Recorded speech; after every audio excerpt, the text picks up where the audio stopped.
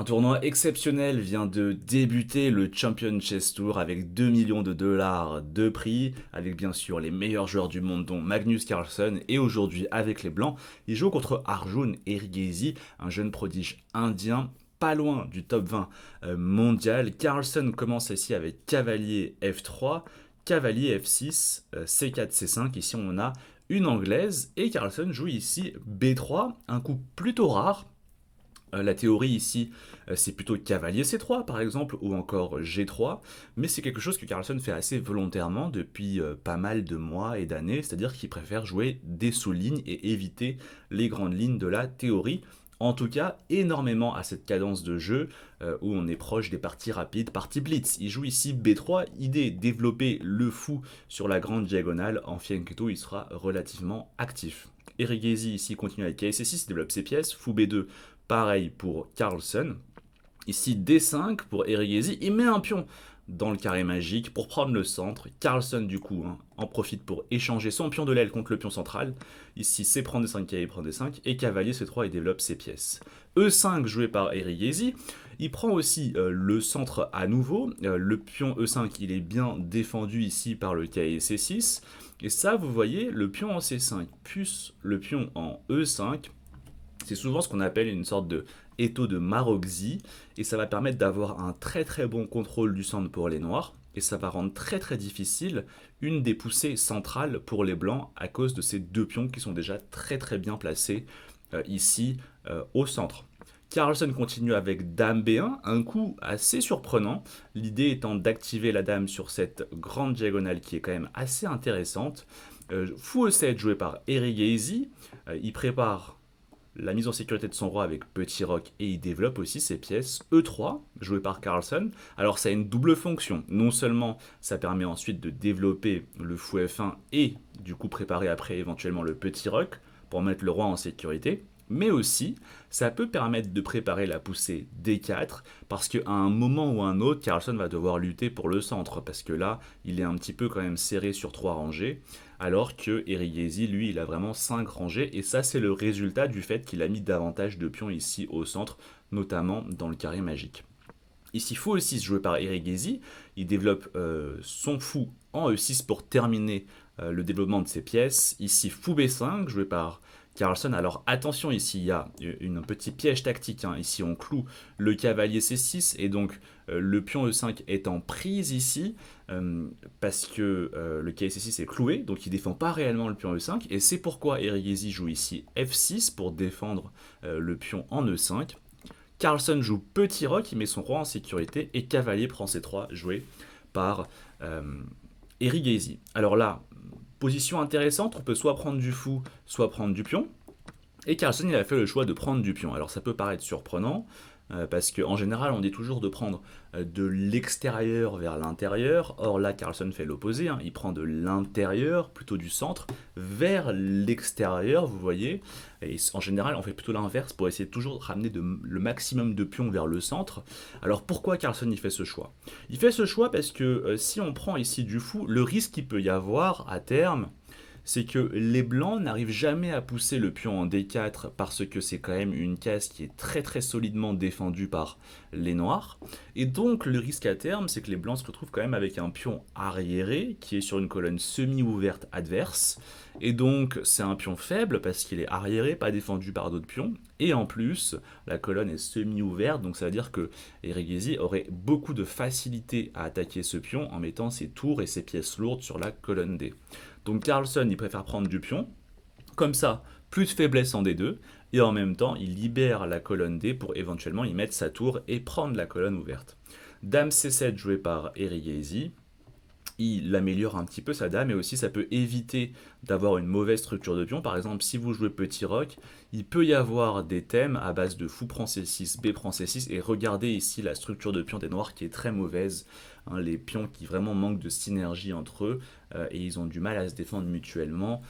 C'est pour cela qu'Erigesi joue Dame C7. L'idée c'est que sur fou prend C6 comme ça, il n'est pas obligé de prendre du pion, il peut prendre de la dame et il conserve, vous voyez ici, une très bonne structure de pion qui reste flexible à tout moment.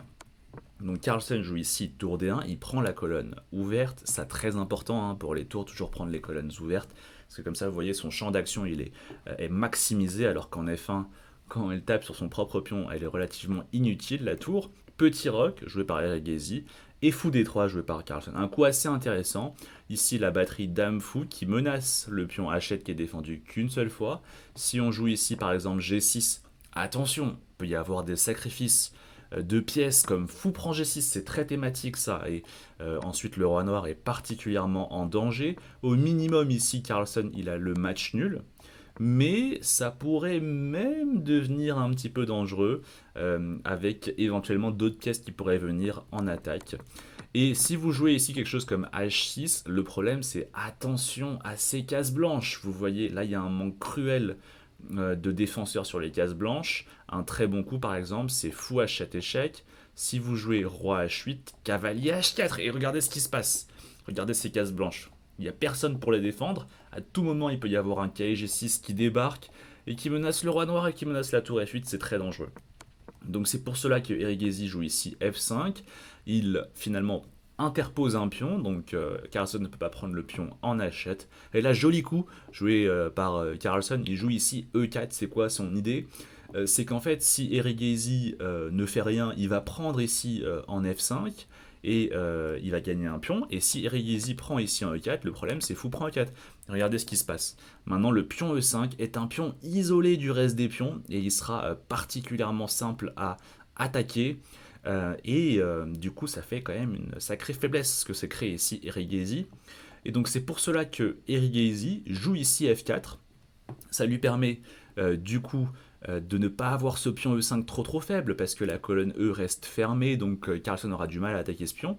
Et aussi, il ferme la diagonale quand même pour ces deux pièces, et donc ça permet un peu de réduire l'activité de cette batterie Dame Fou. Alors ici, c'est quand même un grand succès pour Carlsen. Pourquoi? Parce que vous voyez, initialement, ce pion E5 ici, très solide, défendu par un autre pion, très difficile à attaquer, mais grâce à la manœuvre fou D3 qui provoque F5 et ensuite E4 qui provoque F4, regardez tout d'un coup ce qui se passe. Le pion E5, il est plus défendu par un autre pion. Il est vraiment arriéré. Et donc, ça devient un pion qui est particulièrement intéressant à cibler. Et vous allez voir que Carlsen, il va réussir à l'attaquer et à le mitrailler, ce pion E5.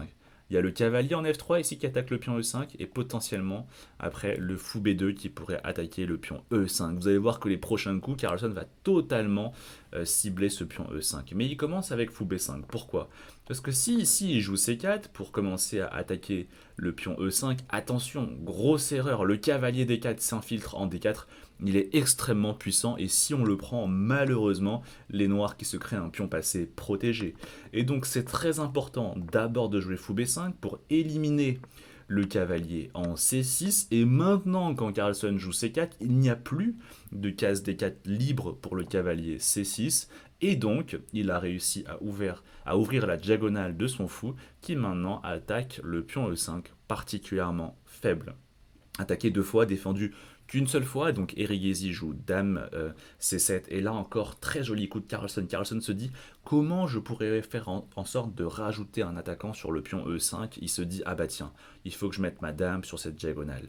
Et donc il joue fou C3, idée Dame B2, et ça va ramener un attaquant supplémentaire sur le pion E5. Ici, tour D3, il continue, et il prépare le doublement des tours. Très intéressant ce qu'il fait. Il fait vraiment le principe des deux faiblesses, c'est-à-dire qu'il a créé une première faiblesse ici en E5, qu'il attaque 3 fois, et Erigesi défend cette faiblesse 3 fois.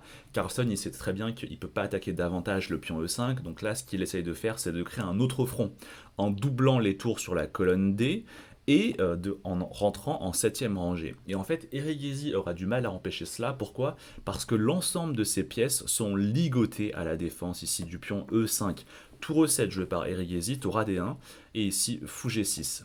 Erigesi contre-attaque le pion E4, donc Carlsen le défend avec Dame E2, Dame C6, Erigesi attaque à nouveau le pion E4, mais du coup tour D5 devient possible pour Carlsen parce que le fou était en F7 et il contrôle plus la case D5 et donc la tour arrive à s'infiltrer et la tour est quand même particulièrement active ici et ça rajoute un attaquant supplémentaire sur ici le pion E5 que Erigesi défend avec tour E8 et maintenant petit coup H3 de la part de Carlsen.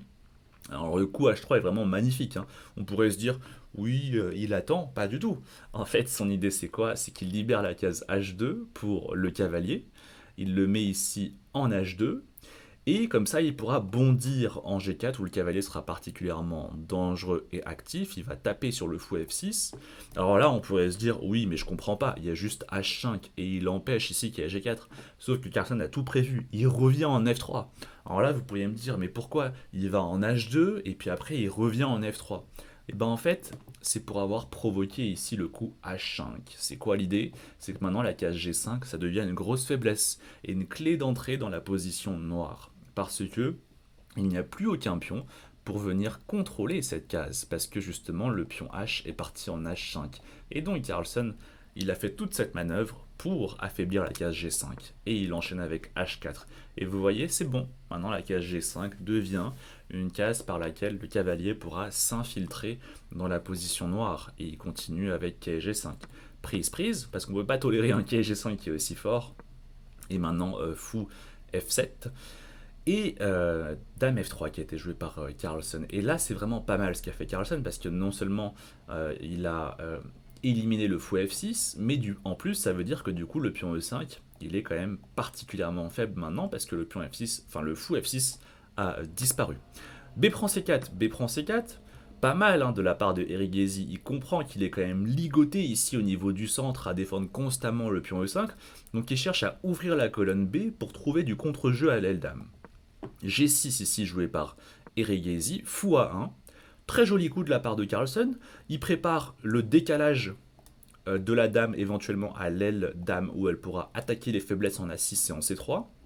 Et éventuellement, la dame pourrait aussi venir en C3 pour une éventuelle batterie dame fou qui pourrait être très dangereuse ici sur les cases noires à proximité plus tard du roi noir. Tour E7 joué par Erigesi, il peut pas faire grand chose hein, le pauvre. Tour D6, Carlsen qui s'infiltre attaque la dame C6, dame A4. Et là, Carlsen fait un très bon coup, dame B3, il échange les dames, parce qu'il comprend que, en fait, la position de Erigesi va être très difficile à défendre dans cette finale, où le pion E5 est une faiblesse, le pion A6 est une faiblesse, le pion C5 est une faiblesse, et non, et aussi le roi noir est particulièrement faible. Parce que si le pion E5 disparaît, après c'est toutes les cases noires sur lesquelles les noirs seront totalement faibles. Et vous combinez le fou ici sur ces cases noires, plus une tour qui pourrait rentrer comme ça sur la 8ème rangée, vous avez clairement ici des idées d'échec et mat. Alors tour E6 joué ici par Erigesi, tour prend E6 joué par Carlsen. Alors il fait fou prend E6. Et là, il y a tour D6 qui a été joué. Alors on pourrait se demander, mais pourquoi il n'a pas pris le pion en E5 ici, Carlsen? En fait, si vous prenez ici le pion en E5, attention, c'est une grosse erreur. Il y a quand même ce vis-à-vis entre la tour E8 et le fou E5, et ici, il y a le super coup, fou prend C4. Le fou se sacrifie, et en fait, il se sacrifie parce qu'après, il y a le fou en E5 qui est en prise. Et là, on rentre dans une finale de tour qui est proche de l'égalité. Et donc c'est pour cela ici que le pion E5 n'est pas vraiment en prise. Mais Carlsen du coup infiltre son autre tour en D6 et maintenant il tape sur les faiblesses en G6 et en A6. Roi F7 joué par Erigesi et maintenant le pion en E5 qui est en prise. Alors là, on pourrait se dire, mais pourquoi Erigesi est rentré dans cette séquence? Pourquoi il n'a pas juste attendu? Comme ça, il défend toujours le pion E5 au lieu de l'avoir donné. Le problème, c'est qu'il n'y a pas grand-chose à faire. Si par exemple, vous avez quand même ici le pion en A6 qui est en prise, et si vous jouez par exemple A5, pour pas qu'il soit en prise, bah, le problème c'est tour A6. Et finalement, là, il finit par tomber quand même ce pion. Donc bon, il ne pouvait plus faire grand-chose en fait. Donc ça continue comme ça, ici fou prend E5, fou G4, tour F6, roi G7, fou C3, et ici échec. Et là, très intéressant en ce moment, on a le fameux thème du moulinet. C'est quand le fou est sur la grande diagonale avec une tour en G7, et que le roi est ici en H8, vous avez ici le thème du moulinet. Pourquoi on appelle ça le moulinet? Bah parce que vous avez cette batterie, et en fait, vous voyez, la tour peut constamment partir et revenir, et ça fait un moulinet en fait.